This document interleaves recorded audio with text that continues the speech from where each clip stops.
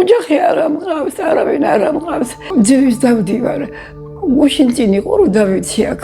აი ეს ადგილი მტკივაი. აი ჯოხი მანამ არ ამქონდეს ფეხს ვერ გადავამნაბიც. ადგილი არის რომ არ ამტკიოდეს შემო. აი დარდის საგან. ძნელია მარტოობა.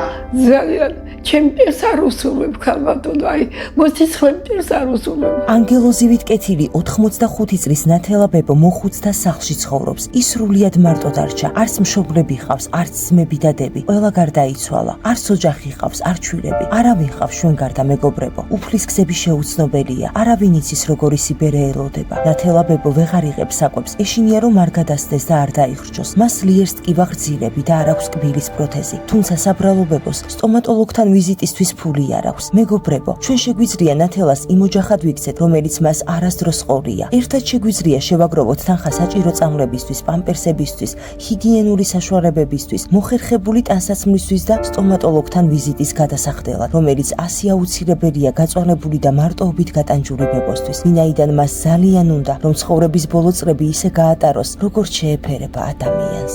გადარიცხეთ ნებისმიერი თანხა ჩერნოვეცკის ფონდის ოფიციალური საიტის მეშვეობით.